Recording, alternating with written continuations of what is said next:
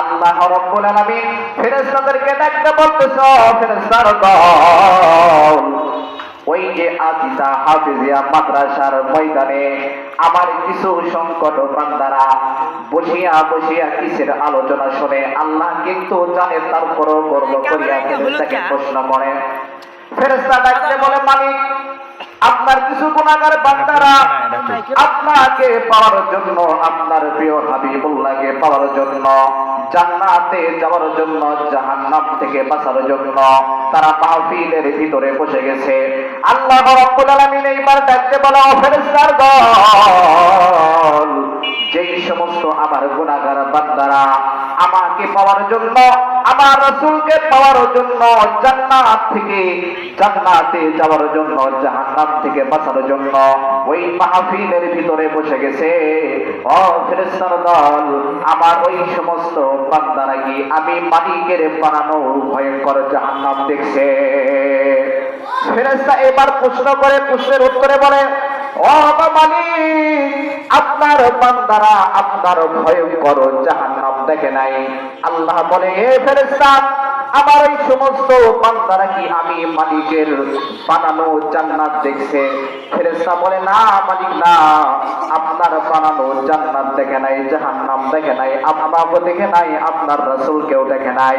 আল্লাহ রাব্বুল আলামিন এইবার ফেরেশতাকে বলে, ও ফেরেশতার দল, ওই সমস্ত বান্দাদেরকে একটা গুড নিউজ দিয়ে দাও, সে সংবাদ দিয়ে দাও, তারা যদি আখিরি মোনাজাতের ভিতরে যদি আমি মালিকের কাছে দুটি হাত তুলে কান্নাকাটি করতে পারে, আমি আল্লাহ পাক রব্বুল আলামিন তাকে নিষ্পাপ বানাইয়া বাড়ি পর্যন্ত পৌঁছায়া দিব। আল্লাহ আল্লাহ তু মেরা মাবুদ হায়, আল্লাহ আল্লাহ তু মেরা মাশুক হায়। মেরে মুহতারাম দোস্ত বুজুর্গন, এইটা হচ্ছে জান্নাতের বাগান। আমরা যারা বাহিরে ঘোরাফেরা করতেছি, অযথা সময় নষ্ট না করে আসুন এই জান্নাতের বাগানে আপনারা বসুন।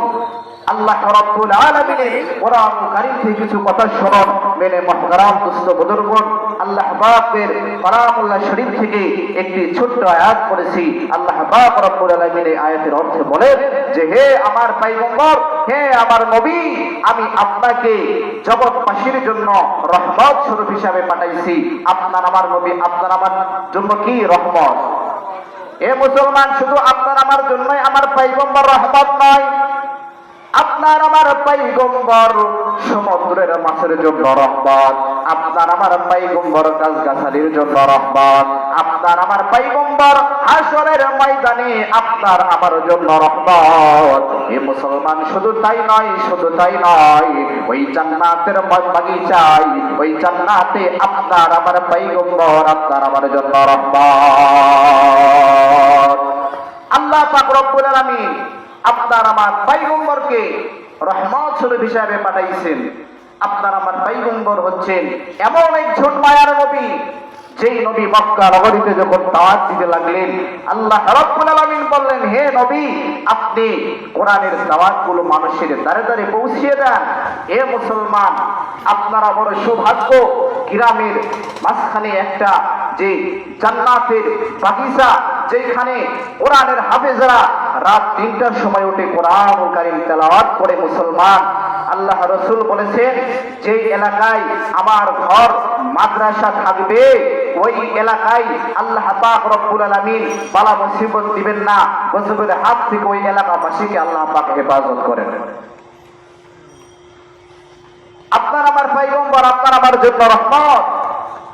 আপনার আমার পয়গম্বর যখন দাওয়াত দিতে লাগলেন, মক্কা নগরীতে যখন দাওয়াত দিতে লাগলেন, মানুষের দ্বারে দ্বারে দাওয়াত দিতে লাগতেছে, বাবা আদম আলাইহিস সালাম থেকে নিয়ে আমার পয়গম্বর জনাবে মুহাম্মদ রাসূলুল্লাহ, যত পয়গম্বর পৃথিবীতে এসেছে সবচাইতে বেশি কষ্ট করেছেন আপনার আমার পয়গম্বর জনাবে মুহাম্মদ রাসূলুল্লাহ সাল্লাল্লাহু আলাইহি ওয়াসাল্লাম।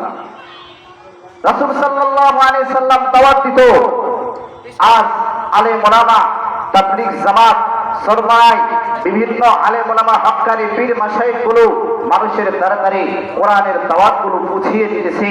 মেরে মুহতারাম দুস্থ বুজুর্গগণ, যখন আল্লাহর নবী দাওয়াত দিতে লাগলেন তখন নবীর চাচা আবু জেহেল তখন সে আর সহ্য করতে পারল না, যে বলে ভাতিজা তোমার সব মানতে রাজি, কিন্তু লা ইলাহা ইল্লাল্লাহ এইটা মানতে আমি রাজি না।